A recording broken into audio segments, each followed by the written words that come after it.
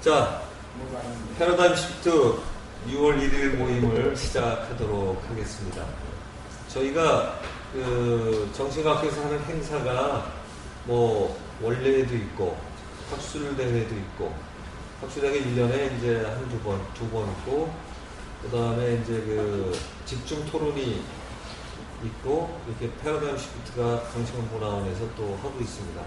근데 좀 깊이 하고자 했는데 날짜가 월요일인지 인원은 항상 적습니다. 제일 많았을 때는 한 20명, 적은 때는 요 정도입니다. 적은 때가. 오늘 가장 거의 작은 날인데, 자, 일단 뭐 그 내용을 떠나서 여기서 몇 명이 듣기엔 굉장히 아까운 내용인데, 저희 원래 수준에 절대 뒤지지 않는 내용들로 하고 있습니다. 그래서 일단 들으시고 질문 충분히 받으시면 될 것 같고요. 일단 제목을 요번에 보시면요, 생각 자라기와 건축이라는 제목으로 서현수 선생님이 이제 발표를 주실 건데, 이게 굉장히 잘 안 어울리는 제목 같이 되어 있죠. 근데 건축이란 어떤 터에 클라이언트의 어떤 요구를 담아서 건축가의 의중을 어떻게 실현해서 현실적인 모양을 만들어서 거기서 주거 공간이 되어야 되니까, 어떻게 보면 진짜 창작품 중에 인간이 살아야 되는 대단한 작품이라고 생각을 합니다. 그래서 그 대목에다가 보면 생각 자라기와 건축이 어떻게 접목을 시켜나갈지 우리 서현수 선생님 모시고 한번 들어보겠습니다. 박수로 맞겠습니다. 네. 카메라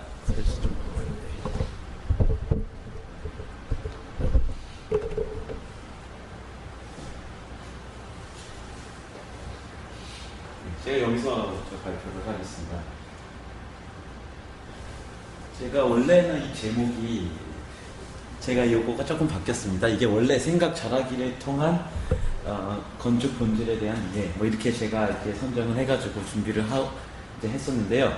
준비하는 과정에서 이제 쭉 이제 생각과 이제 고민을 하다 보니까 이 생각 자라기가 이제 꼭 이게 굉장히 당연한 부분인데, 왜냐하면 어떤 특정 분야에 대해서 정확하게 알기 위해서 생각 자라기는 가장 필수 불가결한 요소잖아요. 근데 요거가 너무 당연한 걸 제가 얘기하는 것 같다는 어떤 그런 생각과, 그 다음에 여러 번 제가 뭘 하는지 아시는 분들에 대해서 이걸 어떻게 또 다양한 어떤 측면을 이제 또 말씀드릴까라는 게 이렇게 섞이다 보니까, 제가 이제 좀 이게 단순화 시켜가지고 제목을 이제 한번 해보려고 이제 합니다. 그래서 먼저 제가 했던 게, 이 제목이 이제 이거였지 않습니까? 생각 자라기를 통해서 건축 본질을 이제 이해하는 거를 제가 간략하게 말씀드리려고 하고, 저는 이제 아까 설영선 선생님께서 말씀하셨듯이 이제 건축 굉장히 현실적인 부분까지 파고 들어가는 이제 영역인데, 저는 이제 그 원리적인 부분, 건축 본질에 대해서, 건축이란 과연 무엇이고 우리가 이걸 어떻게 이해를 해야지만이 참 건축이 나올 것인가, 거기에 초점을 맞추고 진행을 제가 했습니다. 그래서 제가 이제 쭉 그냥 제가 간단하게 이렇게 단계를 밟아가지고 설명을 드리려고 이제 하는데요. 이제 그냥 제가 아까 여기서 잘이 빠지고 그냥 여기서 건축 본질이 빠진다면 그냥 생각하기와 건축의 이해가 됩니다. 근데 보통 우리가 생각한다는 거를 그냥 생각을 해보면 주제를 어떤 선택을 하겠죠, 저희가. 그 다음에 그 주제에 집중을 하는 사람도 있을 거고, 주제에 집중을 한다고 생각하지만 결국 집중하지 못하고 산만하게 다른 쪽으로 빠지는 사람도 있을 거고요. 그러니까 그러니까 꼭 집중만 아닌 것 같아요. 그러니까 일반적으로 우리가 생각하는 여러 가지 행위들을 관찰해보면, 그 다음에 생각하기가 꼭 또 인식 수준의 증가로 이어지는 경우도 있지만 또 쇠퇴하는 경우도 있겠죠. 생각에 대해서 그러니까 집중도나 이런 게 여러 가지 떨어지다 보면요. 건축도 마찬가지라고 생각합니다. 건축도 어떤 부분을 이해하려고 할 때 사회적인 시각을 가진 사람들은 굉장히 사회적으로 또 이해할 거고요. 경제적, 시대적, 문화적, 또 어떤 미학적, 그 다음에 이런 걸 다 하지 않고 그냥 어떤 물질적인 부분 요소로만 이해하는 사람도 분명히 있을 거고요. 그래서 이제 여기서 이제 제가 말하는 게 잘이라는 거를, 그러니까 이거를 올바르게 생각을 하고 또 건축의 그냥 표면적인 부분이 아닌 건축 본질을 이해하기 위해서는 그럼 이런 부분들이 아닌 어떤 것을 그러면 우리가 집중을 해야 될까 이제 생각을 해 보았습니다. 그래서 제가 생각하기에는 생각을 잘한다는 거는 이게 결론적으로는 이제 목적, 질문에 부합하는 정확한 답, 사실, 알을 인지해내는 것이 저는 생각 잘하는 거에 어떤 결과라고 생각하고 과정에서도 이제 이런 부분들이 있어야 되는 거고 그다음 건축 본질에 대한 부분도 이것도 건축이란 무엇인가 목적, 의도에 부합한 정확한 삶을 담은 공간을 창출해내는 것이라고 이제 한다면 참 건축에 대한 부분이 그렇게 되면 그러면 생각을 잘하는 것은 어떤 방식을 따라야 되며 건축의 본질을 그러면 어떤 식으로 이해를 하는 것이 좋을까? 이제 그 부분이 저희가 이번 발표에서 이제 집중을 하려고 하는 부분입니다. 그리고 제가 이제 여기서 간단하게 이렇게는 써놨지만요. 이게 이제 의정, 뜻을 정하고 어떤 생각을 하려고 하는지 집중을 통해서 그 다음에 이제 허용이란 개념까지 들어간 걸 저는 잘이라고 이제 이제 연결을 시켜서 보는데요. 이 세 가지 개념에 대해서 많이 이제 들으셨던 분과 이해를 하고 계신 분도 여기 계시고, 아니신 분들도 계실 거고요. 예. 근데 이제 여기서 저는 이제 생각 잘이라는 게 이 꼭 그 허용에 대한 부분이 같이 들어 있어야지 저는 잘이라는 게 이제 이제 이게 맞닿는다고 저는 생각을 하고요. 나중에 또 이제 구체적으로 말씀을 드리겠지만, 그 다음에 건축의 본질에 대한 이해도 본래 건축이 어떻게 태동했고 건축이라는 단어는 어떤 의미였으며 건축은 예전에 고대나 어떤 시대 때 어떻게 이루어져 왔냐 이런 거를 한번 같이 고민해 보면 어느 정도 힌트와 또 거기에 대한 자세를 이제 알 수 있을 거라고 이제 생각을 하고 있습니다.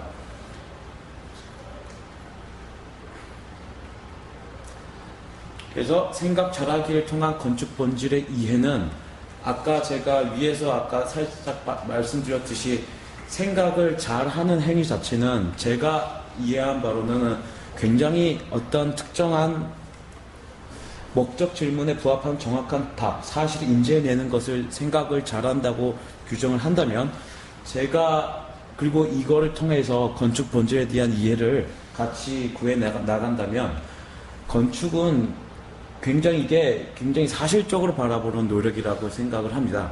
그러니까 그게 건축이든 다른 어떤 주제든 그게 굉장히 있는 그대로 있는 그대로 바라보는 게 사실로 받아들이려고 하는 노력이지 않습니까? 그래서 사실적으로 바라보는 노력이 이제 곧 이제 생각 잘하기를 통해서 발현이 되는 거고, 건축 또한 나중에 또 말씀을 좀 드리겠지만 건축이 담고 있는 뜻 또한 이 사실이라는 거에 기반으로서 이제 나타나는 단어이기 때문에 이 부분이 서로 이제 통하고 있다고 저는 이제 보여집니다. 그래서 건축을 사실적으로 바라보는 노력, 이것이 이제 곧 저는 이제 과학, 이게 뭐 제 정의보다도 과학의 어원을 따지면 이게 단순히 to know, 그냥 알기 위한 어떤 이런 걸로 지나지 않는다고 해요. 그러니까 과학 자체가 제가 생각할 때는 주관적인 입장에서 객관화시키는 그 과정 전체를 저는 과학의 과정으로 이제 보고 있거든요. 그래서 사실적으로 바라보는 노력, 이것이 곧 과학이고, 건축, 생각 잘하기를 통한 건축은 분명 과학이다. 과학의 영역이다. 이렇게 저는 바라보고 있습니다. 생각 잘하기를 통한 건축 본질의 이해를 위해서 대략 이제 이런 네 가지 방식으로 네 가지 주제를 통해 가지고 이제 말씀을 드리려고 합니다. 그래서 이제 이거는 뭐 또 말씀드릴 거니까는 우선 지나가겠습니다. 그래서 처음에 인정인데 현재 나의 인식 수준에 대한 인정이 처음으로 이렇게 했어요. 근데 이게 저는 어떻게 보면 이번 발표 준비하면서 저 스스로에 대해서도 굉장히 반성 많이 하고 아직까지도 안타깝게 생각한 부분도 있고요. 제 스스로가 여기에 대해서 아직 참 이게 이렇게 불완전한 부분도 있구나라는 걸 제가 이제 알게 된 부분도 분명히 있었고, 그래서 저는 이 처음 부분을 굉장히 저는 이번 발표를 하면서 간단하게 보일지 몰라도 상당히 저는 이제 굉장히 크게 저 스스로를 많이 이제 수련의 그런 과정에 집어넣어야 된다고 이제 생각하는 부분인데요. 간단하게 제가 이제 이미지를 몇 컷을 이제 보여드리겠습니다. 단순히 그냥 많이 알고 계시는 그냥 이런 이미지예요. 이게 그냥 영국에 있는 스톤 서클이라고 하는 거죠. 많이 보셨을 거예요. 스톤헨지랑 비슷한 그런 계열의 유적지입니다. 이런 이미지를 봤을 때 실제 이제 거기 현존하는 거니까 사람들도 가고 관광지로도 이제 많이 유명해져 있는데 이런 건축물이죠. 이게 어쨌든 공간 구획을 해놨고 특이하게 서클이라는 어떤 형식을 띠고 있고 이 돌 크기도 상당히 사람보다 굉장히 큰 거 육중한 거 이렇게 땅속에 이렇게 꽂아놨죠. 근데 이런 걸 보았을 때 이게 사람들은 보통 이제 어떤 생각을 할까? 이게 뭐지? 굉장히 이게 미스테리하다. 그러니까 이해를 못하는 입장에서 이걸 바라보려니까 이게 상당히 이제 많은 질문을 던질 수밖에 없는 거죠. 그 다음에 제가 이런 이미지들을 좀 몇 컷을 준비하였습니다. 이것도 똑같습니다. 과연 도대체 왜 이런 거를 그때 사람들은 만들었을까?에서부터 시작해가지고 도대체 이거는 어디서 구해왔을까? 그 다음에 더 중요한 거는 도대체 무슨 기능을 하던 거였을까? 뭐 이런 거 있잖아요. 그러니까 굉장히 단순하지만 어쨌든 그 현지에 있더라도 도저히 우리가 지금 이 사진을 보더라도 알 수 없듯이 현지에 가더라도 우리가 일반적으로는 이게 도대체 어떤 인식 수준에서 이것들을 만들어냈을까 저희는 솔직히 지금 모르고 있습니다. 이것도 스톤헨지 유명한 스톤헨지죠. 이거는 또 인도네시아 쪽에 또 희한하게 생긴 또 이제 돌 무덤이라고 하는데 그 다음에 이거는 알다시피 그 시리아 발백이라는데 엄청나게 큰 저런 구조물이 있었는데 엄청나게 크죠. 그 다음에 이거는 또 남아메리카에 있던 이제 유적지고요. 볼리비아죠. 네. 그 다음에 이것도 볼리비아 유적인데 이제 이런 또 석상도 서 있고 그 다음에 이건 굉장히 유명한 건데요. 요즘에 많은 외계인과 접목되는 이제 유적지 중에 하나인데 이게 이제 아시다시피 요거가 지금 굉장히 클린 컷이잖아요. 이게 선모강 일종이라는데 강도가 무진장 강해가지고 이거를 자르려면 다이아몬드밖에 없다고 이거를 절단을 내려면 근데 보이시다시피 상당히 클린 컷입니다. 그러니까 말 그대로 정말 정교하게 정말 날카로운 걸로 그냥 긁어가지고 이렇게 한 정도. 그 다음에 그러니까 우리가 이거가 일반적인 콘크리트 이렇게 칼로 잘랐을 때 그런 표면이 여기서 또 보이는 거죠. 그러니까 상당히 날카로운 레이저든 뭐든 그 당시에 그 강도 높은 돌을 이렇게 잘랐다는 게 이제 보여주는 거고요. 그 다음에 자세히 보시면 정말 디테일합니다. 이게 0.5mm나 될까? 근데 그게 그게 새겨져 있는 거고 이거 디테일 보이시죠? 위에서 찍은 건데 쭉 내려가는 거. 그러니까 이런 여러 가지가 이런 디테일 이것보다 더한 게 이제 이런 데 구멍이 나 있는 거죠. 이거는 기원전 10,000년 이상 사람들이 추측하고 있다고 하는 거니까 우리가 저희로서 연도를 따지는 게 그 다음에 이런 접합 같은 것만 보더라도 상당한 실력이 있다는 거를 저희가 알 수 있습니다. 근데 이제 여기서 이제 저는 이제 이런 부분에서 저는 스스로 이제 좀 반성을 하는 게 이게 이제 저는 이제 이런 걸 보면서 당연히 제가 이해를 저렇게 어떻게 만들었을까. 근데 이제 거기에서 저는 이제 머물러 있었던 것 같아요. 이게 어떤 있었겠지라는 거 생각을 막연하게 하면서 그러니까 저는 이제 그 생각까지는 안 갔어요. 어떤 생각이냐면 그 당시에 어떤 사람들이 만들었고 그게 외계인이었던 어쨌든 지구상에 이제 이렇게 이런 걸 만들어놨는데 그때 당시에 이해 수준에 도달하지 못하는 나 스스로에 대한 이해 수준을 인정하지 않은 자세가 분명히 있었다고 저는 생각이 됐거든요. 그러니까 이런 이미지들에 있어서 그냥 모르는 어떤 영역으로 남겨두고 그냥 지나간 부분이 많았지 뭔가 내가 지금 저거를 만들었던 사람과 동일되는 이해 수준을 갖고 있지 않다는 거에 대한 충격이 저한테는 크지가 않았던 것 같아요. 그거는 그러니까 최근까지도 그랬었던 것 같고요.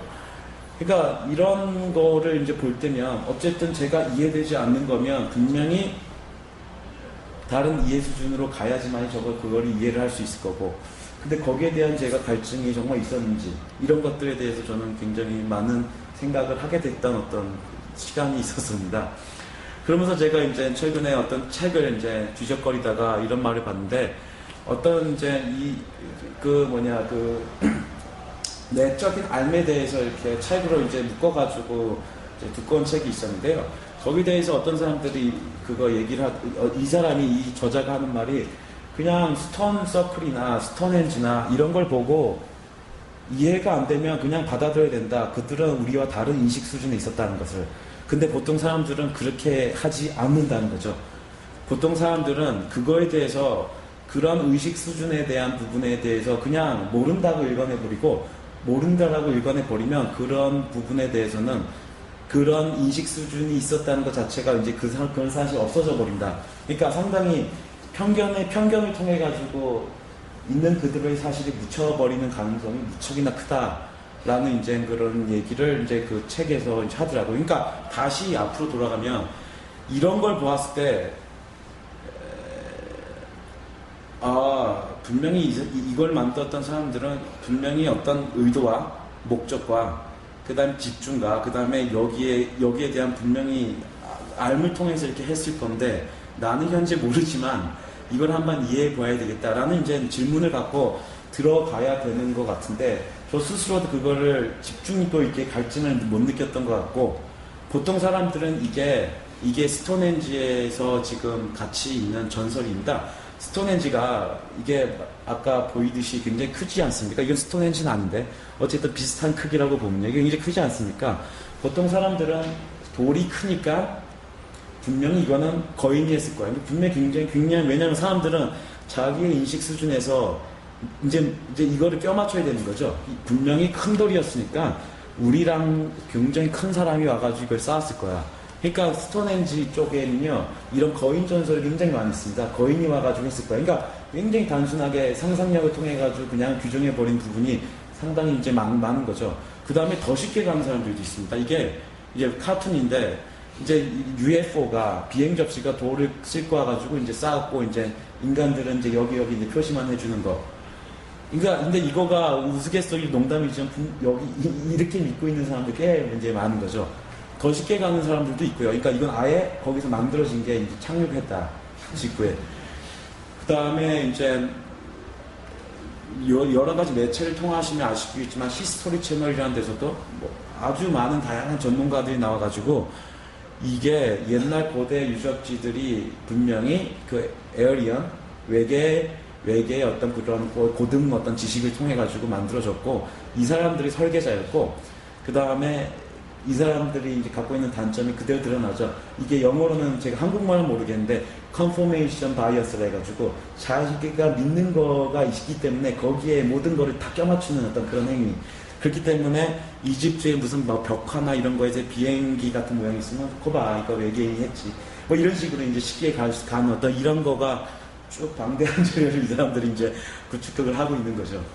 근데 이제 이런 부분에서 저도 이제 아까 제가 처음에 말씀드렸듯이 저 스스로도 아쉽다고 하는 부분이 이제 이게 이해가 안 된다고 해서 지금 나의 인식 수준에서 이해하려는 노력을 단순히 이제 그렇게 하는 게 성향이 굉장히 강했던 거가 이제 상당히 많이 있었다는 것을 제가 알게 됐어요. 그러니까 이 사람들이나 저나 부분 좀 굉장히 비슷한 어떤 생각 구조를 갖고 있었던 거죠. 그러니까 지금 나의 수준에서 온갖 상상력을 동원해가지고 이 그림을 만들어내야 돼, 껴맞춰가지고요. 근데 사실은 전혀 그렇지가 않죠. 이게 사실은 있는 그대로 사실대로 있는 건데, 단순히 바라보는 시각이 작으면 작은 대로밖에 이제 발현이 안 될 거고.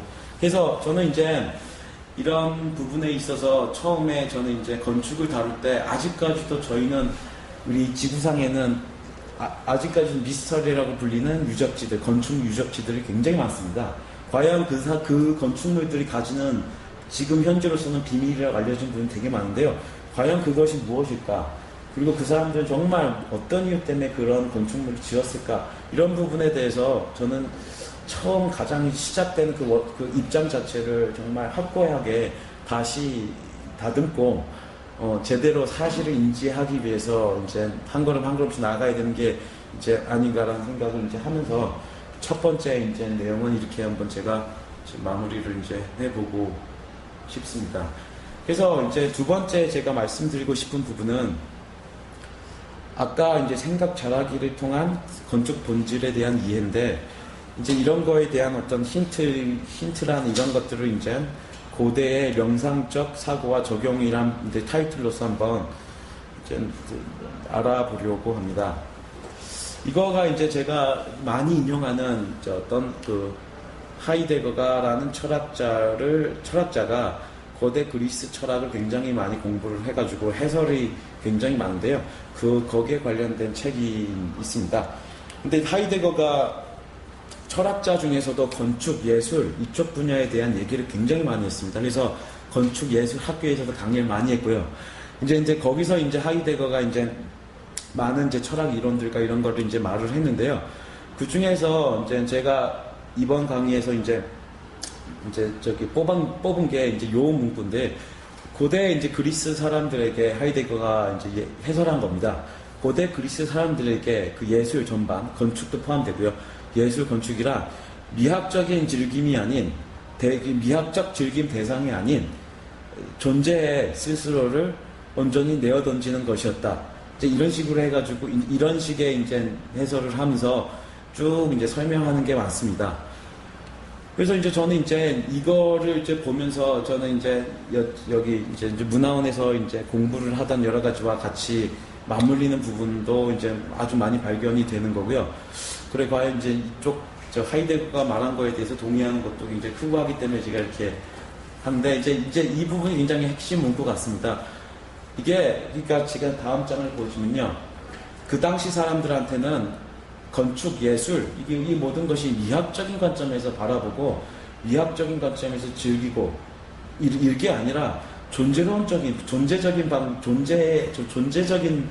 방식을 차용했다는 거. 그래서 우스갯소리인지 모르겠지만 하이데거가 그때 당시 사람들 럭키했다 이런 표현도 쓰는데, 제가 볼 때는 럭키했다는 그냥 농담적으로 얘기한 것 같기도 하고, 그때 당시 사람들은 운이 좋아서 그때 당시의 사조나 그때 당시에 어떤 시대적인 배경이 상당히 이쪽으로 치우쳐져서 있었다 이런 얘기를 하면서 아까 럭키했다 뭐 이런 얘기를 쓰더라고요. 근데 그것보다는 어쨌든 중요한 거는 어쨌든 우리가 지금 보통 오감을 통해 가지고 뭐 판단하고 뭐 이렇게 즐기려고 하고 하는 부분이 그 당시 사람들에는 존재적으로 다가간 방식일 뿐 그 이하도 그 이상도 아니었다.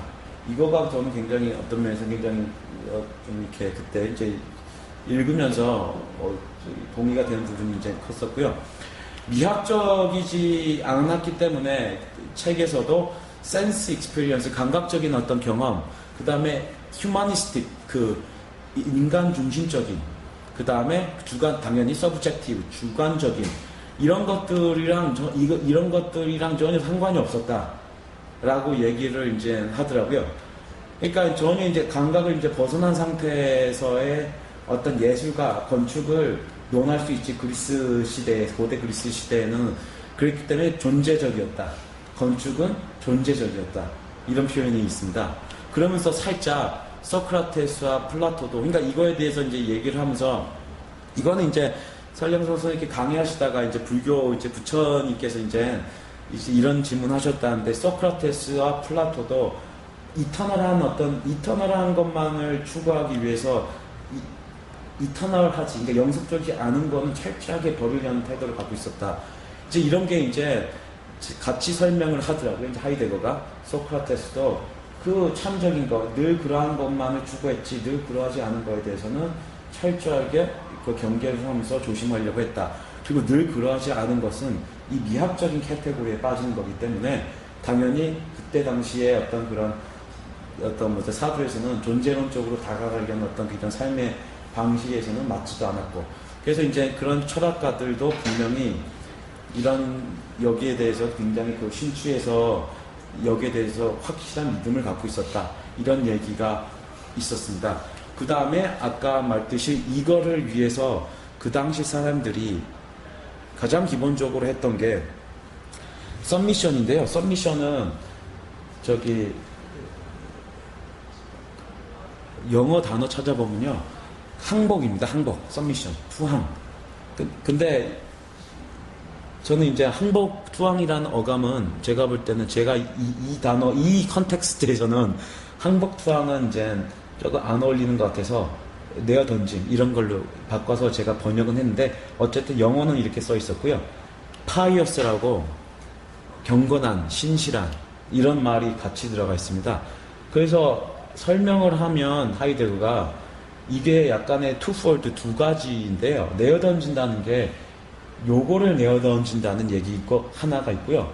이런 자기의 주관적인 어떤 그런 어떤 시각들, 의견들 이런 것들을 내어 던진다는 것도 하나 있지만 또 하나가 여기에 자기가 확고한 그 믿음에 자기 스스로를 내어 던진다. 이게 두 가지 의미를 가진다고 합니다.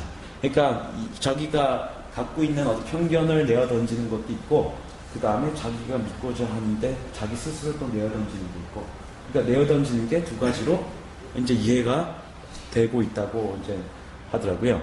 그래서 파이어스를 붙이면서 경건하게 자기 스스로를 내어 던진다. 그거가 그 당시 사람들이 건축을 대할 때, 예술을 대할 때, 스스로한테 적용시키던 어떤 삶의 자세였다. 존재론적으로 가기 위해서. 그리고 이 아까 경건한 내어 던짐이 이제 또 설명이 되겠지만 아르케가 원리고 테크네가 드러낸다는 뜻이라고 제가 몇 번 설명을 드렸었는데요. 그 전에 예.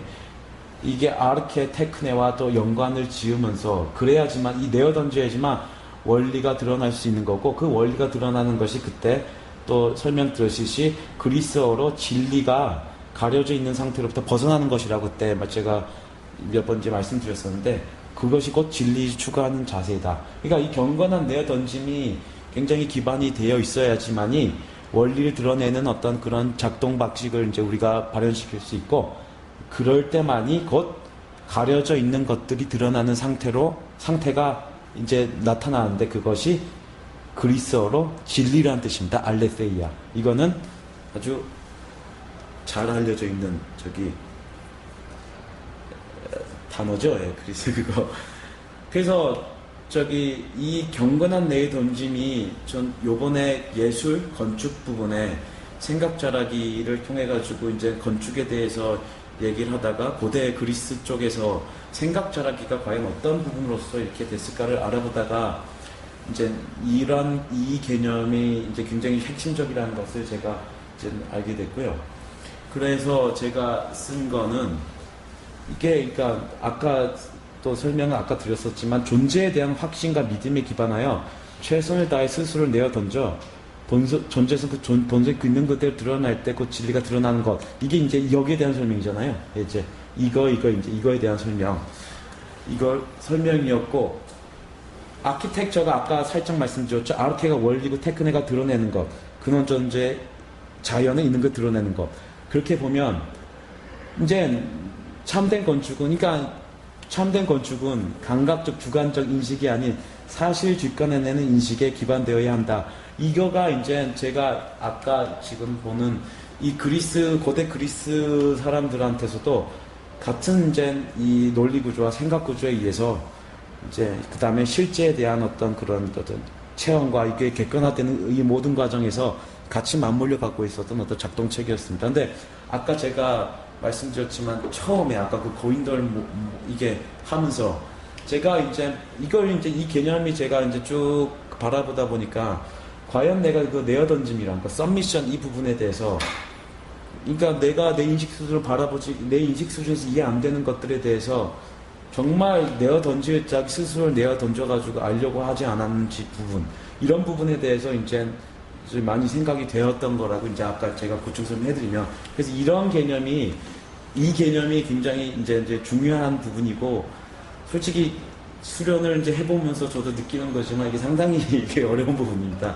이게 스스로가 모르는 분야에 딱 이게 맞닿았을 때 그 경계를 넘어가려는데 딱 그 입장까지 가는 것도 힘든데 그 경계를 넘어가려는 용기를 내서 내어 던진다는 거는 정말 이게 뭐 저는 굉장히 어려웠는데 지금도 어렵고 쉬운 분들도 계시겠지만 그래서 이 부분이 그때 고대 그리스에서도 상당한 그 핵심 개념으로서 이제 내려오고 있었다는 게 이제 제가 요번에 이제 새롭게 좀 안 사실입니다. 그래서 저는 이제 여기에 이제 건축에 대해서 제가 이제 건축 본질에 대해서 제가 이제 정의를 살짝 내려보면 건축 본질은 참된 건축은 그래서 감각적 주관적 인식이 아닌 사실을 직관내는 인식이 기반이 되어야지 그게 그러니까 사실을 직권해내는 인식체계에 기반이 돼야지만이 사실을 측정해내고 사실적인 공간을 만들어낼 수 있기 때문에 참된 건축을 위해서는 애초부터 우리는 그 사실이라는 개념이 사실 있는 그대로 그 사실이라는 개념에 굉장히 지금 집중을 해야 된다. 저는 그렇게 생각합니다. 그래서 저는 사실에 기초한 드러낸 사실을 반드시 사실을 위해서 우리는 사실을 알아야 된다고 생각하는데 우리가 과연 알 수 있는 사실이 과연 무엇일까라는 것을 해보면 결국에는 초감각적인 알아차림 그 다음에 언제나 답을 주고 있는 어떤 그 시스템 초감각적 알아차림을 통해서 언제나 답을 주고 있는 내 안에 그 시스템이 있다는 거가 제 개인적으로는 이 사실밖에 저는 확신할 수 있는 게 없거든요. 그러니까 참 건축을 위해서는 참된 건축은 사실에 기초해야 되는데 이게 이제 초감각적인 알아차림 이외에는 별반 우리가 기초할 수 있는 게 없다라고 저는 이제 생각을 하고 있습니다. 그게 이제 생각하는 나 이런 어떤 또 부분도 존재론적으로 다가가서 이제 그런 또 부인할 수 없는 부분도 있지만 결국에 어떤 드러낸 어떤 답을 알아내는 어떤 이런 방식 체계에서 우리가 감각을 벗어나고 주관적인 인식을 벗어날 수 있는 방법이 우리가 이거 말고 또 있을까? 이건 뭐 말 그대로 이제 여기 단어에서 보이듯이 이거밖에는 없다고 저는 이제 생각하고 그렇기 때문에 참 건축, 그러니까 사실적 건축을 위해서는 초감각적 알아차림이 반드시 기반이 돼야지 그렇지 않고서는 참된 건축, 말 그대로 우리가 본질적인 참된 건축을 논한다는 거가 굉장히 어렵다. 그리고 틀릴 확률이 굉장히 크다. 저는 그렇게 생각을 하고 있습니다. 그리고 제가 볼 때는 이 부분도 여러 번 얘기가 됐었지만 과학계에서 누누이 말하고 있는 재현성과 반복성이라는 부분도 솔직히 언제나 내 안에 있다는 거가 반복적으로 재현되고 있는 거는 다우징 로드 하나만 들어도 그냥 사실로서 받아들일 수 있는 거기 때문에 당연히 과학적인 삶의 방식이고요. 그래서 이거를 볼 때 저는 이게 이런 연결고리가 자연스럽게 가는 거라고 지금 생각이 들고 요거는 제가 이게 하다가 도구를 든다는 거에 대해서는 설명을 좀 재밌게 해보려고 그때 제가 10주년 때 제가 이런 거 이미지도 보여드렸었죠. 이집트 시대 파라오는 요거와 이거를 항상 같이 갖고 있는데 파라오는 요거가 그 트루스 진리고 요거가 막대기가 파워 힘 그러니까 진리를 드러내는 도구 막대기 이거 두 개를 다 갖고 있는 자가 왕 파라오 이런 개념이라고 이제 해석을 저희가 하고 있습니다.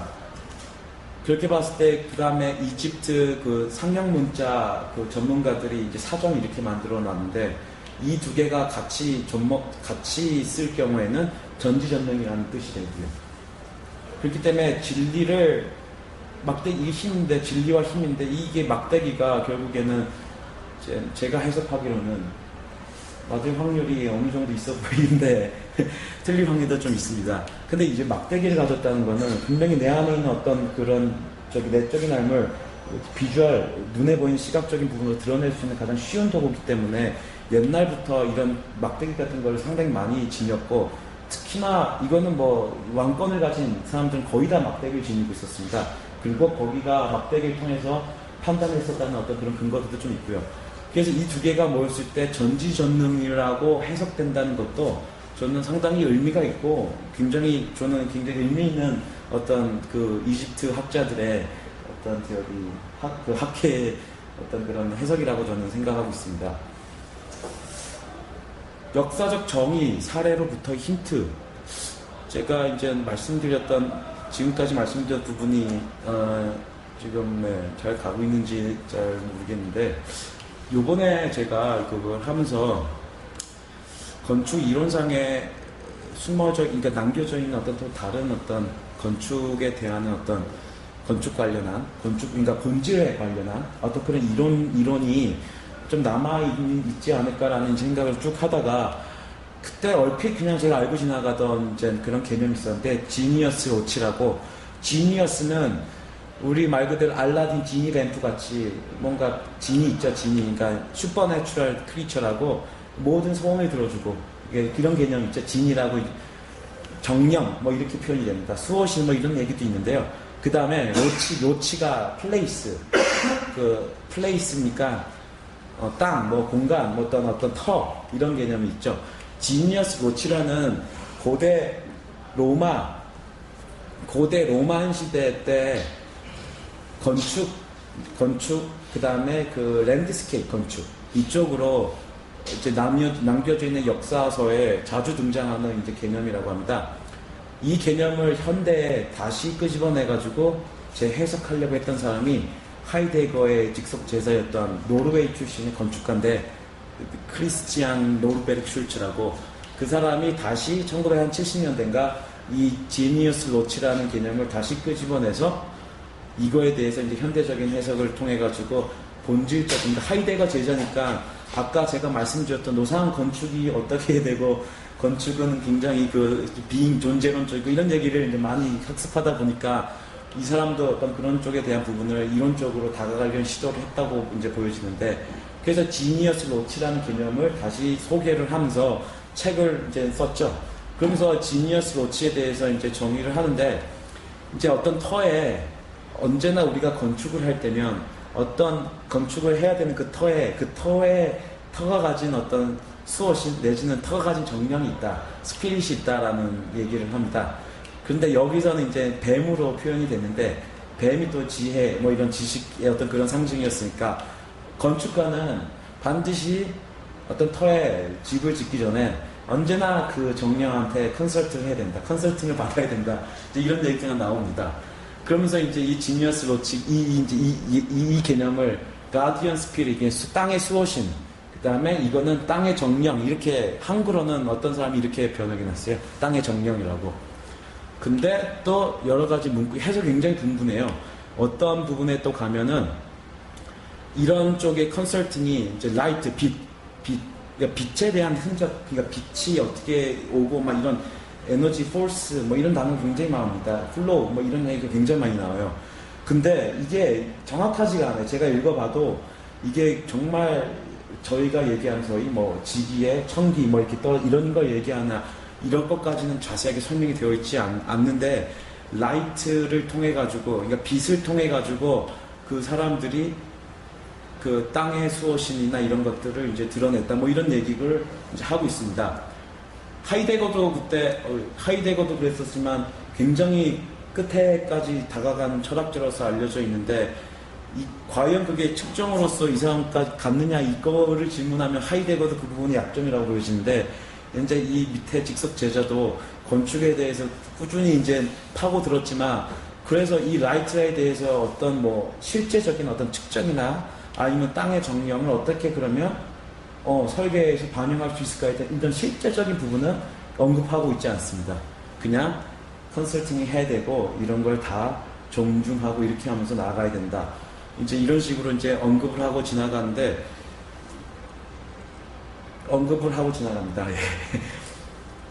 죄송한데 이거 영어로 제가 빨리 옮긴다고 했습니다. 이게 제가 그냥 그걸 하면 그 고대는 그 고대 사람들은 땅에 터를 그 수호신 땅의 정령들이 드러나는 것을 이제 경험했다 이런 얘기도 있고 지니어스 로치 땅의 정령들은 그 입지 그 다음에 공간 구성 그 다음에 공간의 그 아티큘레이션 공간의 어떤 그런 흐름들 그런 걸 통해 가지고 마니페스트 된다 이게 정형화된다 이런 얘기도 하고요.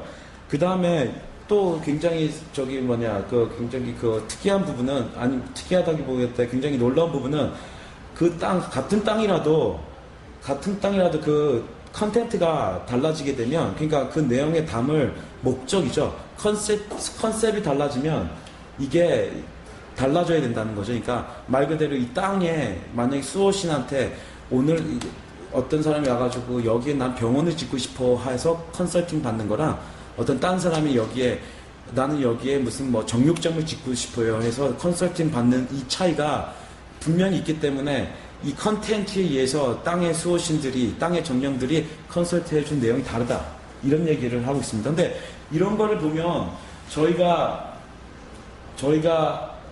그거 말 그대로 목적, 의도에 의해서 드러나는 값은 언제나 되게 달라질 수 있다는 것을 저희는 알고 있기 때문에 아까 지니어스 로치 그 땅의 수호신, 땅의 정령들이 있다고 하면 자 거기를 아까 같은 어떤 그런 전설적인 부분, 뱀이 등장하면서 이렇게 얘기는 했지만, 결국엔 아까 좀 더 내용을 들여다보면, 그 땅에 원하는 목적에 의해서 땅이 드러내는 걸 막 달라지는 이런 얘기까지 하고 있는 거 보면, 상당히 지금 저희가 여기 다우징을 통해 가지고 의도에 맞는 최적의 어떤 그런 기운들을 읽어내고 거기에 최적의 건축을 지어가는 이 과정과 굉장히 비슷하다고 저는 이제 보여지더라고요. 그러니까 지니어스 로치라는 이 개념도 땅의 이치를 있는 그대로 읽어내려는 자세에서 시작했던 게 아닌가. 정확하게는 지금 서술하고 있지는 않지만 지금 시대에 와서는, 근데 전체적인 맥락상에서는 상당히 비슷한 부분이 있다고 저는 보여지고, 이거를 위해서 그 당시 고대 로마 쪽도 사람들도 그 당시의 시대사적 사주로서는 그 굉장히 직관 시스템의 발동이 굉장히 어떤 부분에서는 그 고위층들에서는 이런 것들에 통해서 건축을 했다는 흔적들이 아주 많기 때문에 분명히 이런 어떤 하나의 어떤 그런 플로우가 있었지 않나. 그러니까 이게 거의 비슷한 개념이었지 않나라는 생각을 하고 있습니다. 그래서 지니어스 로치라는 이런 어떤 서양에서 나온 제 개념이지만 건축의 본질에 대해서 이제 논하고 있는 몇 안 되는 건축 이론 중에 이제 하나고요.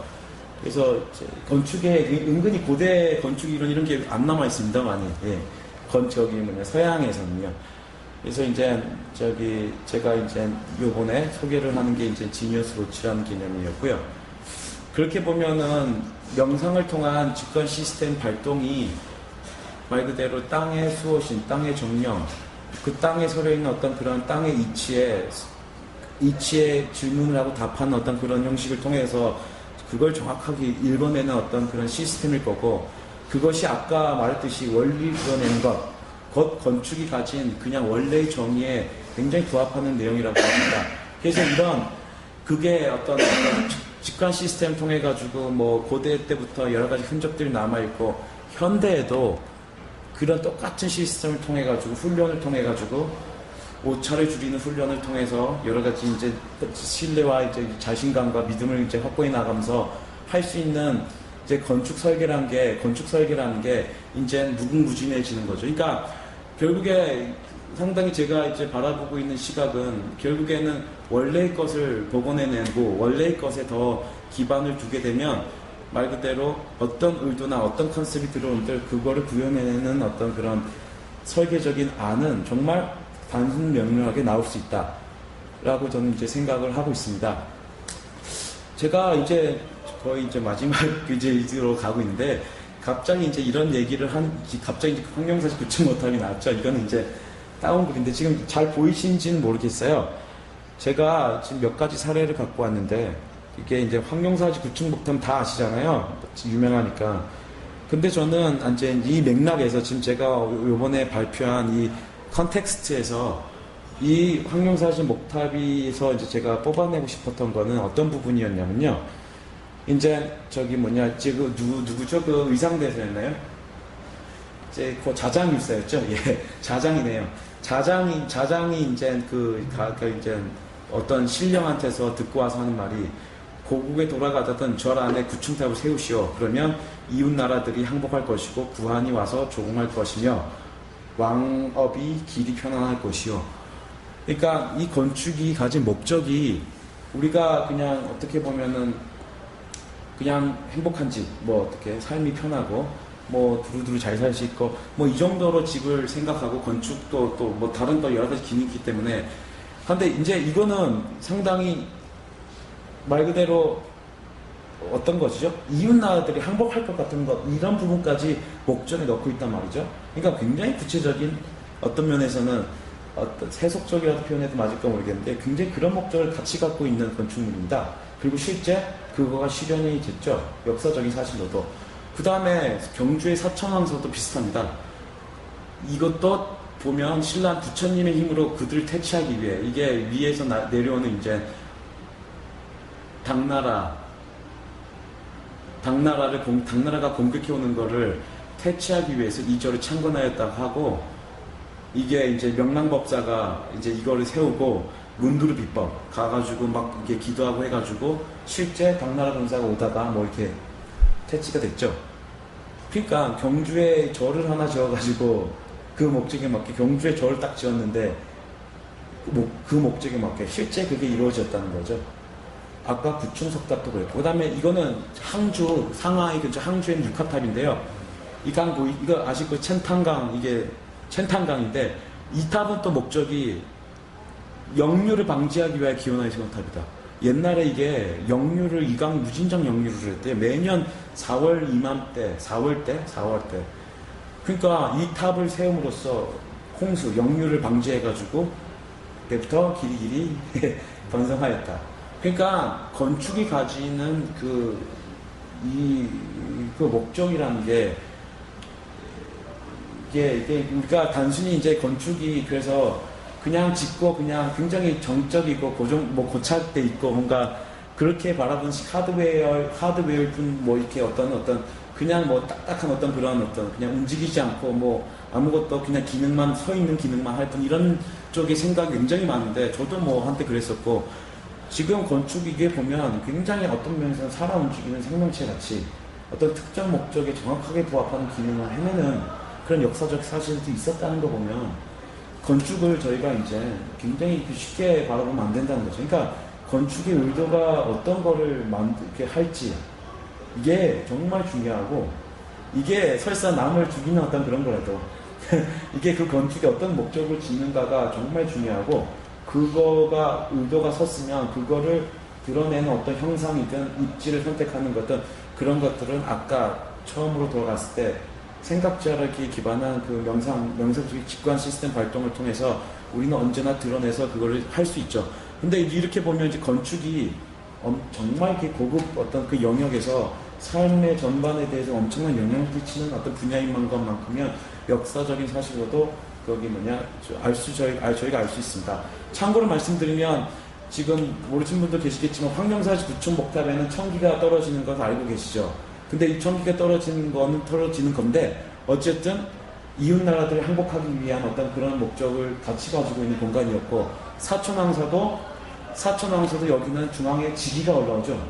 그 상방향 지기가 올라오는데 이것도 당나라를 탈취하기 위한 어떤 그런 목적을 또 부합하는 어떤 그런 쪽의 기능을 했을 거고 항주 육합탑은 제가 이제 선생님께도 이제 질문드렸지만 하방향도 내려오고 여기서 물에서 나오는 것도 이제 그거 뭐죠? 수륙 적경지기 생기가 여기에 또 이렇게 들어가고요. 그러니까 그렇게 보면은 저기 정확하게 입지를 정해서 이제 지었다는 거는 뭐 명백하게 저희가 측정으로서 알 수 있는 건데 과연 이제 그 목적까지 이뤘다는 것 자체가 이 건축물을 지금으로 통해 가지고 말 그대로 가난을 해결하는 건축 뭐 이런 예를 들어서요. 이게 가능하다는 거가 이제 이런 역사적 사실로 생명인생으로 저희가 생각해 봐야 되는 사실이고 그다음에 저는 이거를 이제 말씀드리는 이유가 솔직히 이제 저는 이제 집을 짓는 거, 건축을 하는 거 이런 여러 가지가 그냥 굉장히 저희가 첫 번째 그 컨셉, 의도, 목적하는 바가 무엇인가가 상당히 약하게 가는 경우가 좀 많다고 생각해요. 저도 그랬었고요. 그냥 집은 집이지. 뭐 내 식구 그냥 잘 살면 되는 거고 의식주 해결되고. 근데 이제 그게 결국에는 그렇게 가면은 그 정도 수준밖에 안 되는 건축이 나올 수밖에 없다는 거죠. 만약에 5개년 계획을 갖고 있고 5년 안에 내가 뭘 하고 싶다는 목적이 있으면 그래 5년 뭐 10년 잘라가지고 그래 5년 안에 나는 이걸 하고 싶기 때문에 이 집에서는 5년에 성공할 수 있는 어떤 그런 형상으로서 집을 만들어서 살고 이사가자 뭐 이렇게도 가능한 거예요. 이게 굉장히 세분화되게 건축의 의도를 정한 만큼 우리는 건축을 드러날 수 있는데 그거가 그러니까 뜻을 정한다는 거가 저희가 굉장히 이제 조심스럽고도 명백하고도 명료하고 정말 잘 생각해야 된다는 부분이고요.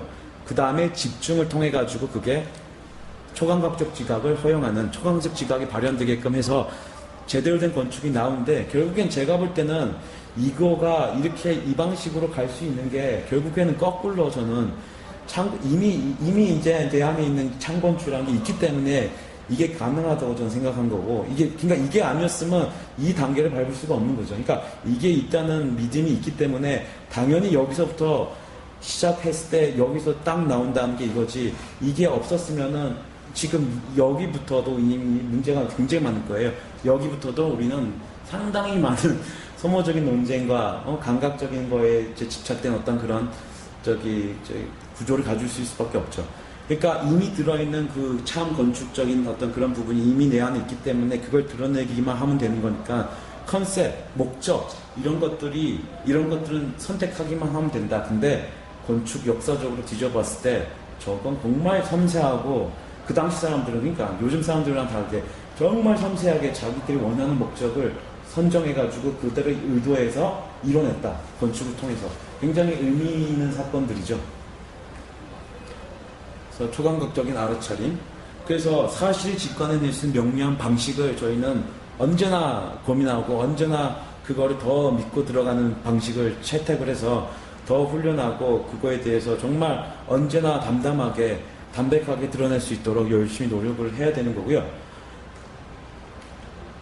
그 다음에 아까 말했듯이 이미 있기 때문에 드러낼 수 있는 거지 이미 없는데 드러낸다는 그 개념 자체는 이미 성립이 되기가 좀 힘듭니다. 제가 해석하기로는. 그리고 아까 이거에 대한 개념은 아까 고대 그리스에서도 그랬지만 경건하게 자기 스스로가 가진 어떤 편협하고 부분적인 시각을 내어던진 용기, 그 다음에 내 안에 다 있다는 이 시스템에 자기 스스로를 또 내어던지는 2차적인 용기, 이 두 개가 1, 2차적이라보다 동시에 이 용기가 있어야 되는데 이 내어던진다는 이 용기가 이거가 있으면 이미 있다는 거는 드러낸다는 것이다. 그래서 이런 거 아까 쭉 맥락에서 제가 아까 고인돌 보여드리면서도 이미 있다는 거에 대해서 이미 있다는 거를 좀 더 한번 생각하면서 과연 아까 그 고인돌은 어떤 방식으로 태어났어? 그러면 이제 저희는 기운 같은 측정을 통해 가지고 이게 기운이 있고 이렇게 했으니까 여기 이렇게 섰구나 어느 정도 해석할 수 있는 이제 가능성을 저희는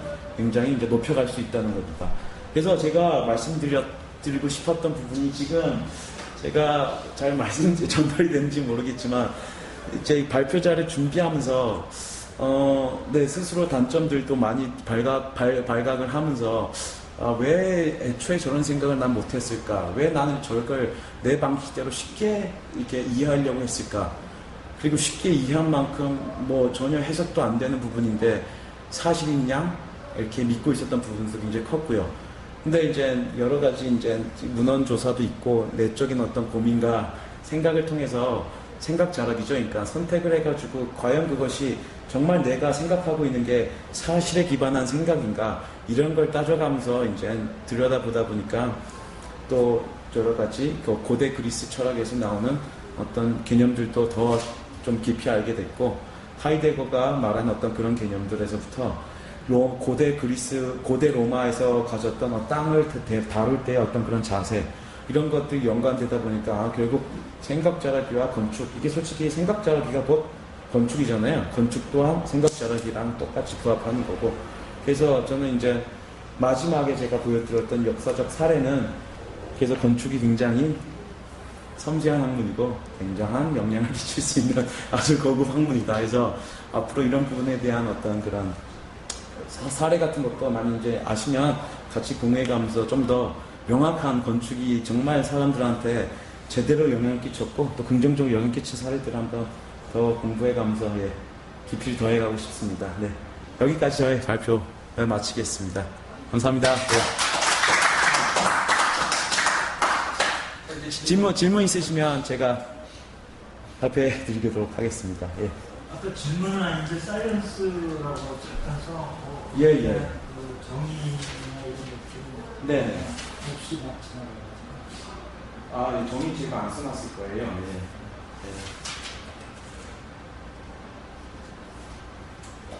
아까 간략하게 지나가고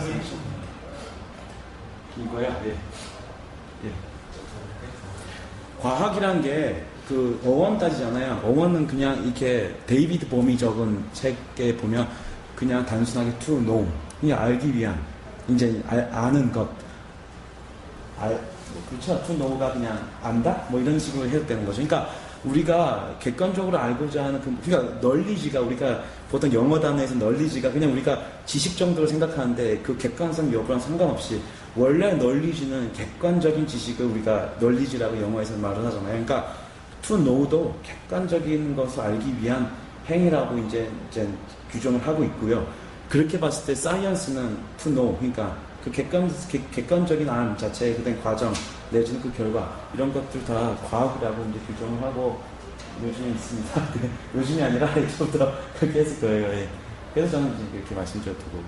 근데 사이언스를 딴데서 이렇게 번역하다가 보니까 그 과학이라는 말로 번역해서는 또 해석이 안 되는 것 같기도 하고, 아까 뭘 알아야 한다는 것 중에는 그 일종의 그 영상적인 생각을 통해서만이 알 수밖에 없는 부분이 있어서 사이언스를 as meditator라고 또 번역을 하는 것도 있어요.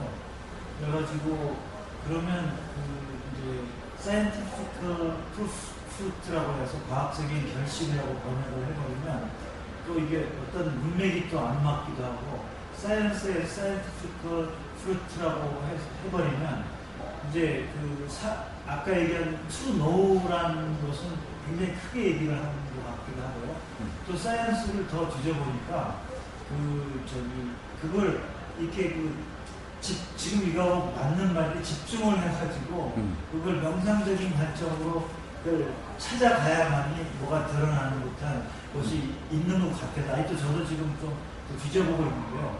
그 단어가 상당히 우리말로 번역하기에는 그냥 과학이다, 과학적이다 하기에는 굉장히 좀 적더라고요.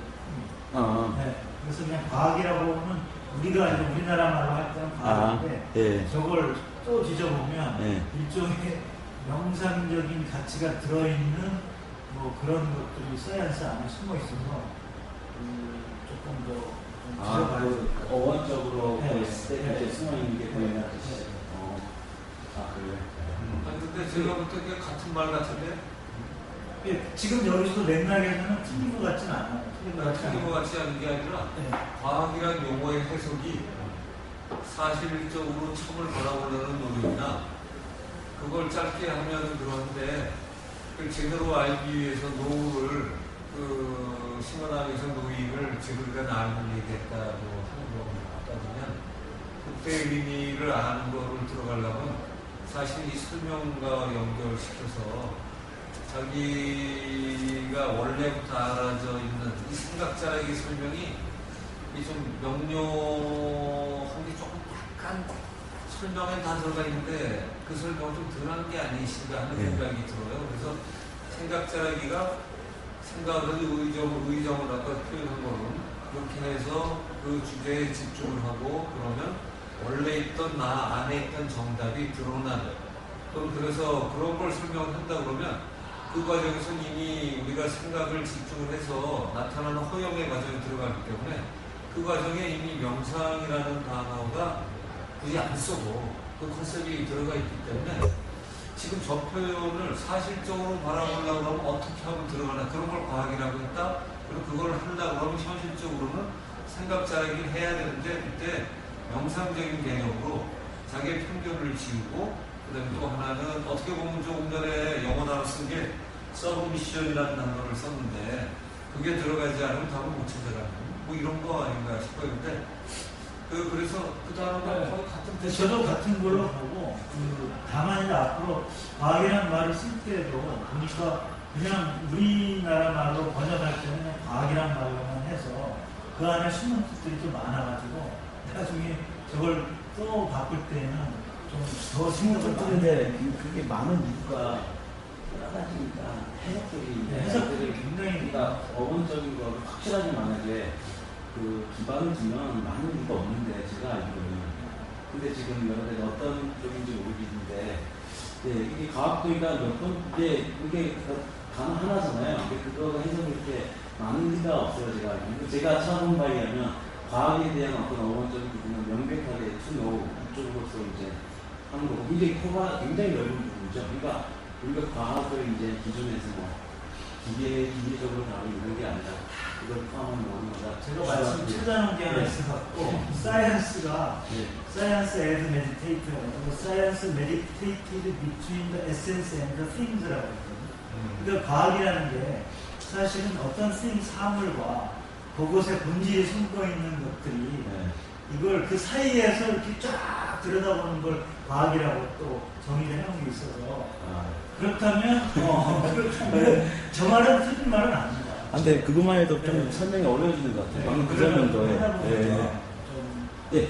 그러니까 이게 사실은 여기서 아마 제가 볼 때는 딴 무리는 없는데 과학이라는 용어의 설명을 이게 통상적인 개념이 아니라 네. 원 개념의 과학은 이렇다라를 밑에 하나 더 아, 걸어놔줬다면 또 지식일 수 있을 것 같아요. 네, 그런 의미. 저거 맞습니다. 저거 좋습니다.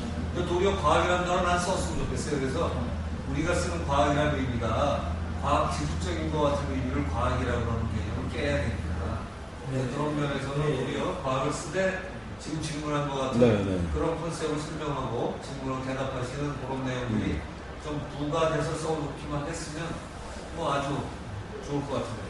네, 알겠습니다. 예. 지금 어우러져서 질문인데요. 그 서브미션이라는 단어가 그 프레이어 서브미션.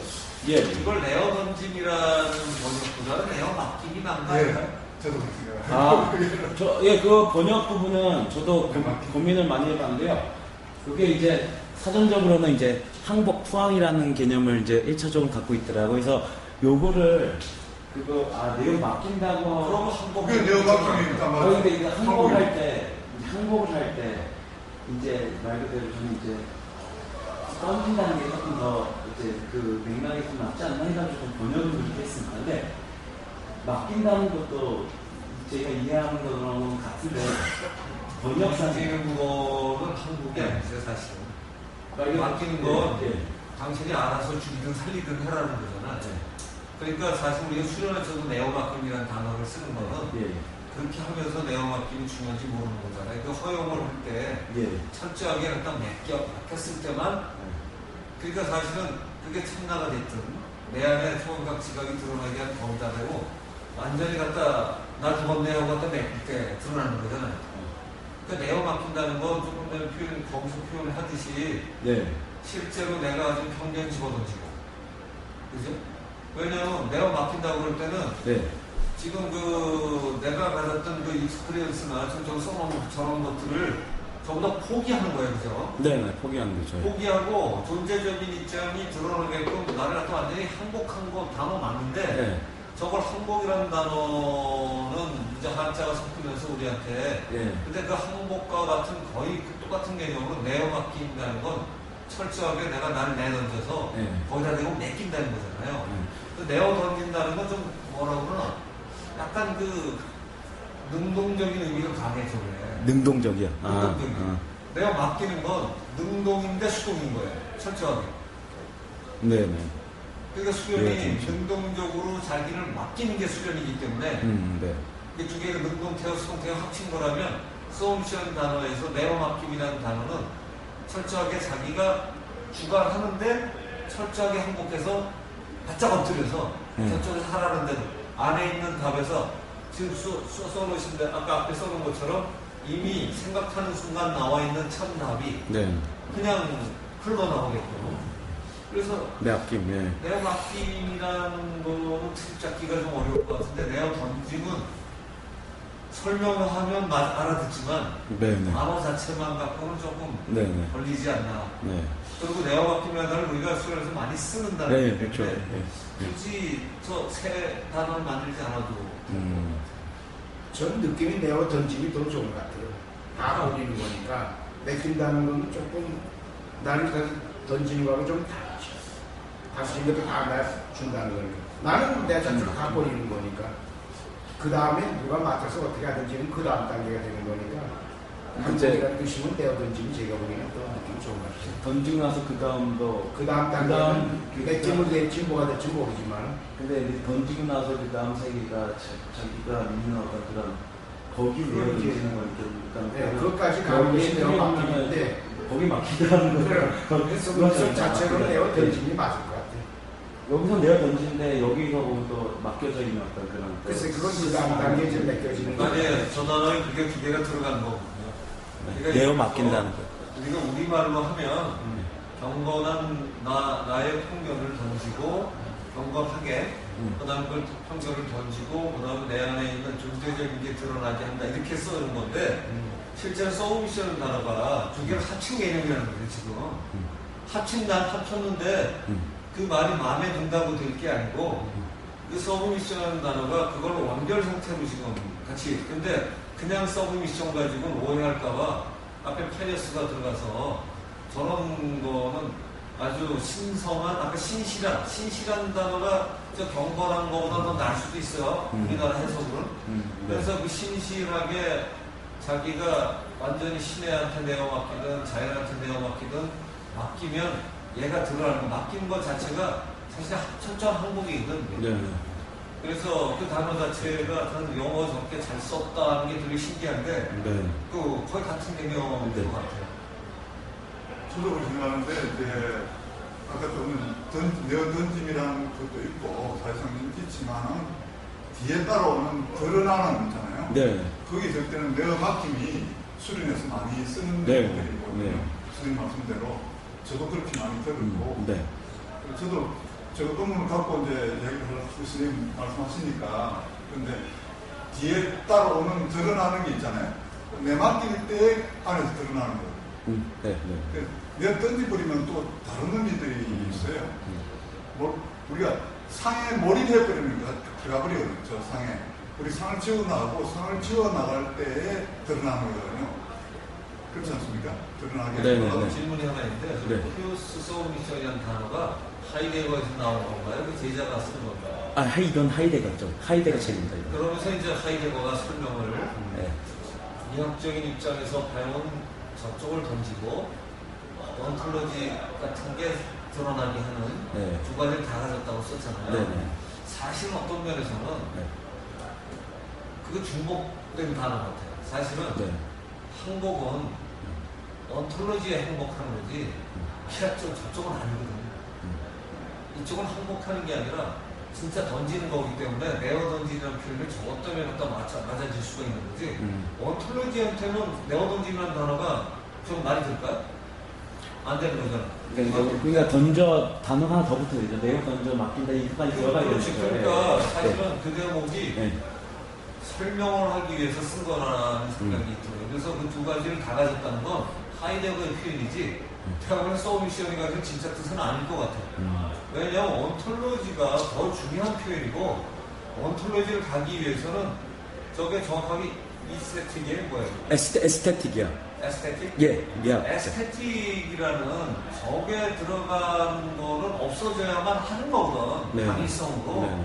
그러니까 맡기기는 쟤는 중요한 게 아니라 언톨로지에다가 요즘에도 언톨로지가 한문으로 또 뜨잖아요. 네. 언톨로지에다 맡기기만 하면 내가 존재적인 거에다가 존재적 상태를 들어가서 소미션은 그거지 그거 하려니까 내가 그 미학적이다 SSR 특징이나 이런 쪽에 같은 거는 사실은 부가적인 설명이지 이걸 가기 위해서는 당연히 가져야 될 전제 조건일 뿐이거든.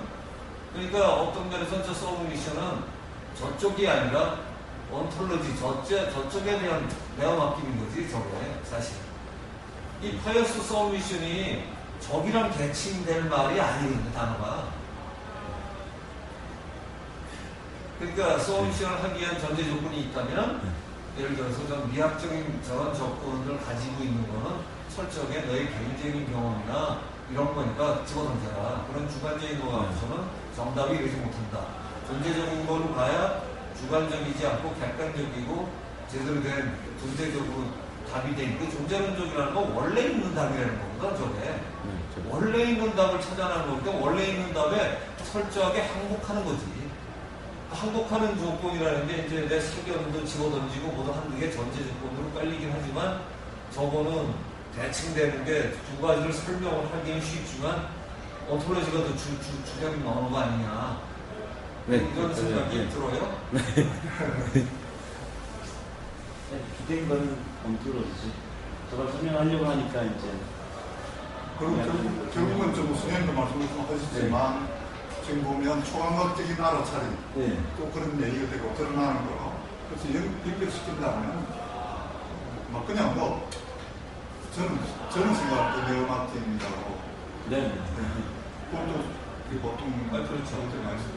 근데 사실은 네. 저희가 하는 수행 과정을 돌아보면 저도 한목이 쉽게 나오는 게 우리가 예를 들어서 이제 엔로드를 한다든가 아니면 추론각종 지각을 알기 위해서 무슨 오늘 테스트든 아니면 이제 그 연습이 돼서 그런 도구가 필요 없이 읽어낸다고 칠 때 실제로 할 때 내가 편견을 지워야지라는 생각보다는 뭐가 초점이냐면 경제적인 나의 원래가 드러나는 데 초점을 맞추지 쟤는 거의 잊어버리게 되잖아요. 그죠? 내가 편견이 있던 것도 상관없이 걔는 잊어버려 아예 관심이 없어지는 거지. 내가 존재가 되어서 오는 답이거든요. 그러니까 어디다 대고 항복할 거냐는 빤한 거예요. 근데 그러려다 보니까 저쪽은 버리는 거다라는 설명이 되지 우리가 실제 수행할 때 가끔가다 딴 생각이 나면 집어 던지는 때는 내어 던지긴 집어 던지든 이 단어가 되는데 실제로는 나에 있는 원래 내 존재 이 천나가 됐든 뭐 우주가 됐든 거기다 대고 들어 맡기는 거니까 그렇다고 하면 그 컨셉이 저렇게 될 것 같아요. 그래서 그분이 설명을 알아듣기 쉽게 해서 하는 거하고 주되게 딱 자르는 단어하고 굉장히 다르다라는 생각을 해보는 거죠. 물론 이제 저런 단어를 저렇게 쓸 수 있다는 건 대단한 분인 건 틀림없는데 그래서 그 대목을 한번 관찰을 해보시면 동시에 썼다고 하는 거는 결과적으로는 두 개가 동시에 이루어질 수 있긴 하지만 실제로 내맡기는 과정에서 쟤는 사실은 필요하지 않거든요. 수행할 때 솔직하게 그걸 던진 상태에서 존재하고 합일되는 상태로 들어가니까 그렇다면 조금 달라. 왜냐면 없애려고 노력하고 있지는 않거든. 그 순간에. 그죠? 그러니까 그런 상태라면 다시 돌아가려는 순간들은 이제 아까 말씀하셨듯이 느낌이 있잖아요. 그러니까 뭐 아직 수신이 그래서 요즘 못하는 그런 거 있는 그런 과정과 이런 과정이 왔다 갔다 하는 과정에서 이제 그 두 가지를 이제 저도 이제 그렇게 저도 해석한 부분도 있고 설명이 긴데 저희가 추기하면 이제 이렇게 한 부분인데 그래서 그 본인 부분을 잘 생각을 좀 해보시는 게 좋은 것 같아요. 제가 보기에는 여기 설명은 제대로 하셨고 참 뜻은 이제 원장님 말씀 말로 이제 우리가 좀 추가해서 그렇게 하는 게 맞는 거고 그동안에 쭉 이제 연재기능을 드러내는데 그 드러내면 우리 현재 건축에서 어떻게 드러낼 거고 과거의 건축은 그럼 어떻게 드러낼 거고 에집트의 건축은 어떻게 드러내는 거냐 그럼 그건 아틀란트 대륙에 있던 것이 이제 나와서 이렇게 드러낸 거냐 또 대륙에 있던 것은 또 동양에서는 어떻게 드러낸 거냐 여기까지도 가야 되는데 이제 지금 살고 있는 거 현재 존재하는 여기서 또 과거에 있었던 그거 존재하는 거기로 가는 거 두 가지가 있는데 살아가면서 우선 사는 거 하고 또 옛날 것도 또 추구해야 되고 또 원대하게 나가야 되지 않더라 전 두 가지를 이제 동시에 봐야 된다고 보고 원장님 말씀은 그런 면으로 전 두 가지를 생각하고 싶습니다. 예.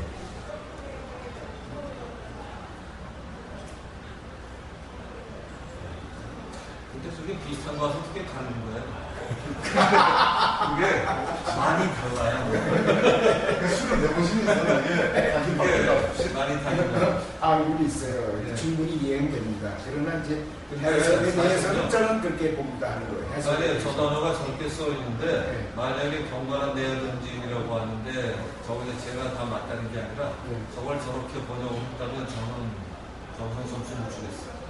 왜냐면 내어던지는 건 내가 가지고 걸 집어 던지고 있는 건데 집어 던지는 거 가지고는 답을 찾고 있는 의미가 거기 안 들어가요. 맡겨서 얻어지는 냄새가 없다고 생각해요. 저기다 추가로 그 설명 원장님 말씀 추가해 놓으면 되겠네요.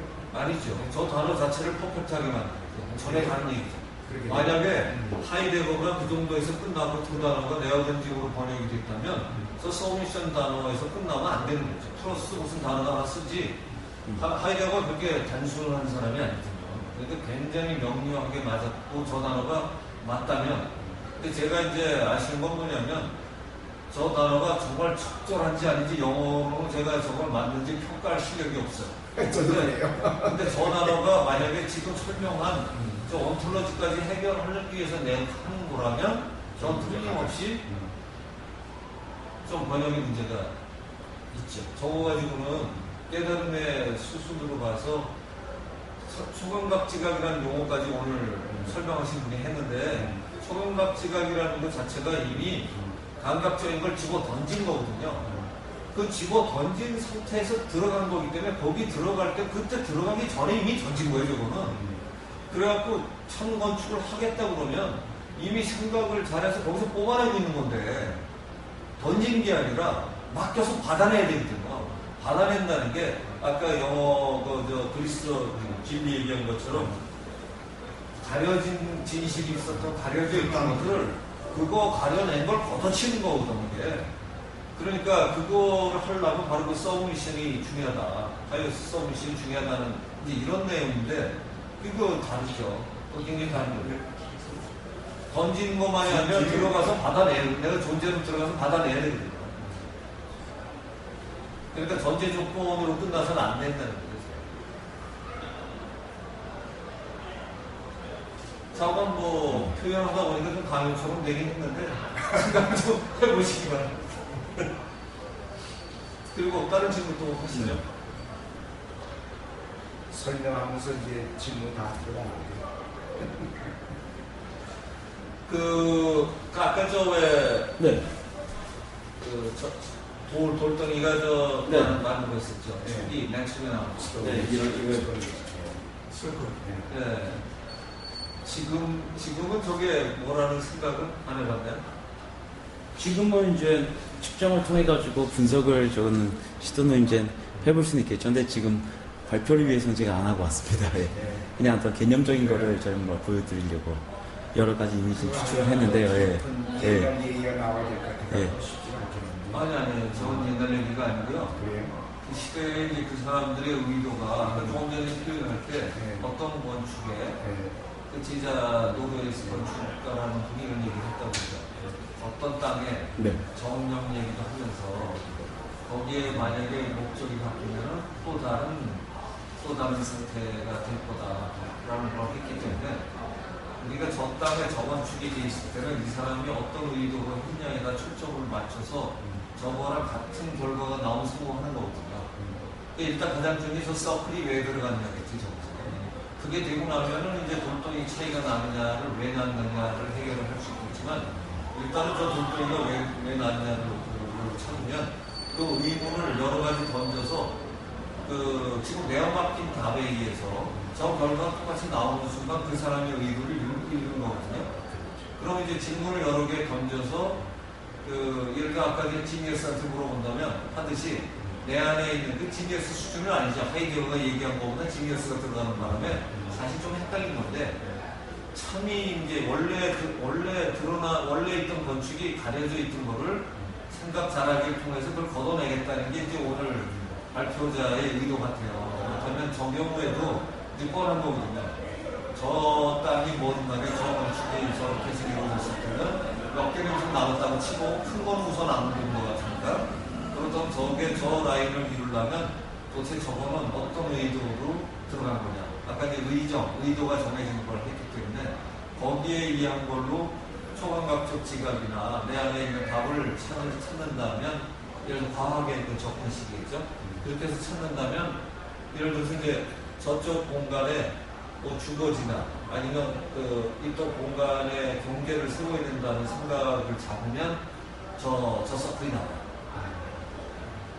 그러면 이제 그때 아주 큰 집단은 아니지만 꽤 작지 않은 저게 하나의 집을 지었을지 어땠을지 모르지만 그 안에 작은 집 몇 개를 놨을지 모르지만 저쪽 안에 있는 지기를 활용한 저 터에다 맞는 적절한 규모의 바운드리를 친다면 저 규모가 좀 나오거든요. 이쪽 건 안 나와서 그걸 뻔할 거예요. 맨 이쪽 반원이 일시하니까. 그래서 이제 그런 식으로 저희가 옛날 사람의 의도와 찾아갈 수 있게 되는 거죠. 저게 외계인이 세웠던 우리 조상들이 세웠던 상관없이 그 사람들 의도를 이루어낼 수 있다는 거죠. 원장님은 저를 근본을 했는데 저는 저걸 어떻게 만들었을까 공학적인 면만 생각을 했거든요. 원장님 말씀 드리니까 정말 더 깊이 들어가야겠다. 네, 이제 그게 되고 나면 거기에 이제 지금 그 다음에 이제 필요한 게 우리 전 선생님이 지금 생각하신 공학적으로 그 계획을 어떻게 실현할 누가 했을 건가? 그것만 다 잔뜩 생각했어요. 저 안에 저 원리가 뭐냐고 왜 서클이냐 그런 걸 못하고. 네, 그런 식으로 하면 저런 경우가 이제 하나씩 해결이 되고요.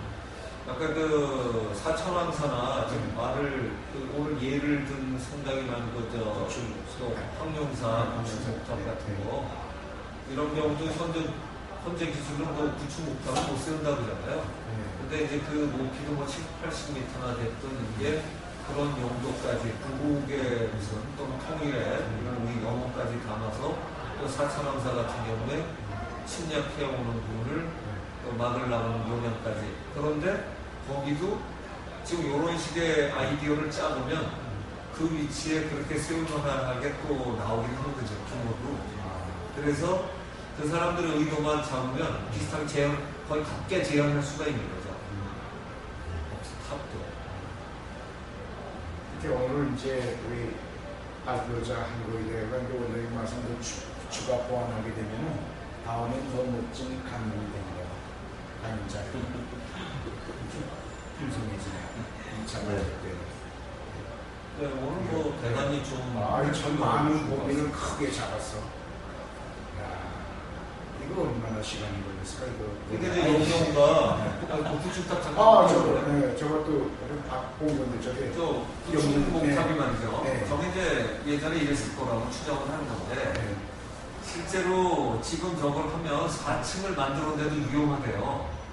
4층을. 근데 이제 앙코르와트나 저희가 이제 하게 되면 가운데 중심축을 잡고 깊이도 지탱을 하기 위해서 이제 얼마를 하잖아요. 설심을 박든 시멘트를 갖다 들이부든. 근데 이제 대개 중심을 먼저 잡고 양쪽에 이제 계단을 형성해서 올라가게 되는데 사실은 이 높이 차이가 요즘 같은 경우 대개 뭐 층수가 1층마다 2.5m니 2.7m니 있잖아요. 근데 저 때도 그럼 그걸 할 거냐? 아니면 1층의 폭은 얼마인데 2층의 폭은 얼마냐? 근데 간격은 높이는 어떠냐 할 때가 저걸 지탱할 수 있는 구층의 높이가 나오면 그거 조금 전에 그 라운드 되는 돌에 의미를 찾듯이 저걸 구층으로 세워야 되겠다. 높이가 되게 적절하다고 하면 거기에 맞춰서 저 기와나 저 폭과 문과 기둥과 이 사이즈가 이게 결정되기 시작해야 지주대가 결정이 되는 거고요. 선생님 말씀하신 것처럼 예를 들어서 이제 그 지탱을 하려면 건축 기초로 그러니까 그 기초는 10m나 돌을 뭐를 쓸 건지 거기에 맞는 자재에 대한 내어 맡김으로 또 이미 답은 나와 있는 거잖아요. 질문하는 순간에 저거 보는 이게 맞다면 저거 보는 사람 골이 아파. 저거 어떻게 설계를 해갖고 아니 그렇게 가는 거죠. 그래서 저걸 형식적으로 그리는 게 아니라 매 층마다 또는 그 나무 기둥 목조니까 나무의 두께도 저게 어떤 소나무는 몇 두께, 어떤 소나무 얼마 이런 쪽에 이제 설계가 나오게 됩니다. 그러니까 이제 이걸 외우는 건축으로는 제가 볼 때 저거 못 만들어요. 그래서 저희 아까 서클을 만들듯이 하여튼 왜 이 서클을 만들었느냐가 알아지듯이 저걸 설계를 하면 저걸 올라갈 수 있다는 거죠. 그렇게 해야만 구축을 견딜 거예요. 그래서 올라갔는데 참 신기하게 설계하고 말이지. 저렇게 올리고 대단해. 우리 문제.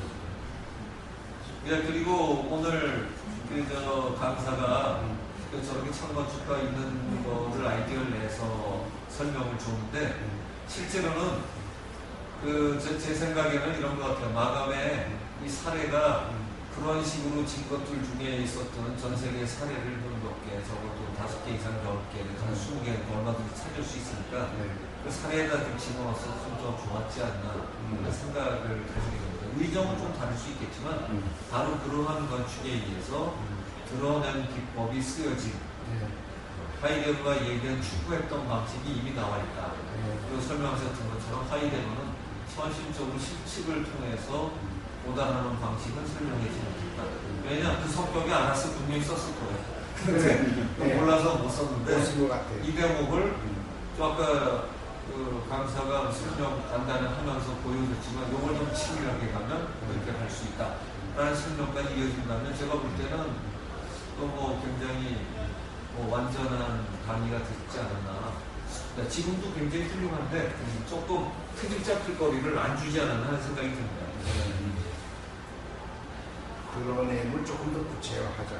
그렇죠. 그렇게 됐으면 지금 내용 맡김도 쉬웠고요. 그 다음에 원래가 딱 생각 잘하기로 원래 거가 있었는데 생각하는 순간에 답이 있어. 그 가리는 생각들을 정리해. 그래서 드러냄이 할 수 없이 원래 있던 건축의 양식이 드러났다. 이렇게 되면 아, 그래요. 그죠? 그렇게 되고 그렇게 만든 건축들이 이러이러하다. 그럼 사례가 조금 더 나가고 그리고 그림 몇 개나 작은 걸 끝에 작게 줄여서라도 좀 놨으면 제가 볼 때는 조금 더 설득력이 있지 않았나. 지금도 우리 충분히 설득력이 있었습니다. 근데 그건 좀 더 보기에 좋지 않았을까 하는 생각을 세계 나가서 그렇게 하시면 좋을 것 같습니다. 근데 거기 아까도 우리 건축 그 집에 대해서도 조금 한번 나왔거든, 단면이 하나가. 근데 그건 어떻게 설명하고 지구라고 우리 집 그 건축 현재 주택의 평면도 하나 나와 있었던 네, 집에 네, 대해서. 네. 근데 그건 어떤 의도로 이렇게 해서 그것도 이제 생각 자리를 드러나면 하는 겁니까? 그리고 이제 현대 건축에서도 우리가 지금 현재 건축 함에도 있어서 네. 그 뜻을 분명히 설정하면 실제는 뭐 우리 현대 건축에서는 뭐 모든 양식 파괴가 이제 있으니까 얼마든지 모양이나 이런 걸 다양하게 갈 수 있고 그러니까 그런 것들이 정말 더 가능해질 시대다 이런 거를 그거 하면서 딱 생각이 난 것이 원장님 말씀은 뱅사전식의 집 그 생각이 딱 나더라고. 그거 하면서 저하고 이렇게 놓더라면 네. 더 몇 개 들어가면 현대인들이 나도 그래야 되겠다 하고 영업이 되지 않겠나 하는 생각이 나요. 그 그림 하나가 또 그 현실적으로 누르는 그런 건축 영업을 살아야 되니까 지금. 살아야 되니까. 그럼 살아야 되니까. 맞아요. 옛날 것만 보여주니까. 여러분 그렇지 그렇게 하고서 이렇게 맹사선비 몇 개 있는데 이렇게 하면 좋다 그 소리 잘 됐다 하면은 사람들이 어디서 건축하면 요건 김성수 그렇게 해야지. 옛날 것만 그건 뭐 학문이야. 이건 우리 현실이니까 현실에 존재하기 위해서 이게 필요하다. 네. 장사가 되는 거야. 그러면. 좋은 말씀이네요. 그럼 그렇게 연결했으면 좋겠다. 그래서 맹사선 댁인데 뭐 조금 뭐 그건 정준수 김성수인가? 응? 김성수 생각. 아 모르겠어요 그분은. 그런데 잠깐 그러면은 우리 중에 살아야 돼. 살아서 사람들이 와야 돼. 장사가 돼야 돼. 장사가 돼. 부자가 돼야 돼. 아 그럼 이런 학문 하겠다. 사람들이 많이 온다고. 그렇게 된 것이 이제 참나의 본 뜻이고 예. 그걸 좀 해주십사. 네. 아까 이제 뭐 구층 목작도 좋지만은 그런 게 더 몇 개 들어갈 것 같아요. 네. 뭐 다른 질문들은 없으시나요? 미안합니다. 아니. 좋은 거 했는데 좀 제 딸이로 아니 얘기해서. 근데 지금 알기 좋으신 것 같아요. 왜냐면 선수들만 있는 게 아니라 한다 그러면 이 그림에서 저런 아이디어가 나올 수 있다. 그러나 일반 사람들은 더욱더 쉽게 거기에 집중하게 됩니다. 될 수 있을 것 같아요. 네. 하나를 싹 끼면 그럼 서양의 큰 이론이 우리나라에서 이렇게 이론하고 같으다. 장사도 해야지. 자 그러면 예. 질문 거의 다 하셨나요? 뭐 궁금하신 질문 없으시나요? 끝났습니다. 네, 그럼 끝나고 생각하셔도 됩니다. 자 그러면 한번 해보시죠. 제가 볼 때는요, 사실은 오늘 설명한 게 서현수 씨가 여기서도 그 네덜란드에서 건축을 한 건축 학도가 네. 뭐 이 현대적인 거와 네. 그다음에 아주 오래된 고대적인 것까지 합쳐서 아까 오늘 얘가 만년 뭐 이런 것도 나오고 그랬는데 네. 여기에서 공통점까지 끄집어내고 현대 건축이 무시한 원래 찾아가야 될 진리나 사실에 기초한 건축을 하려고 했던 시도 아주 좋아 보입니다. 그리고 이런 건축가가 한국에 있다는 것도 꽤 훌륭한 일이죠. 그래서 아마 이런 설명이 제 생각에는 아마 세계 건축가들도 훌륭한 데서 만약 이 설명을 했으면 지금 저희가 치는 박수보다 훨씬 더 우레와 같을 거라고 생각을 합니다. 그래서 그런 의미에서 또 우레 같은 박수 한번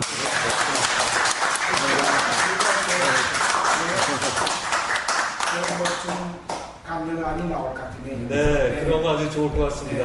자, 그러면 요거는 이걸로 일단 마치도록 하겠습니다. 네, 오늘 감사합니다.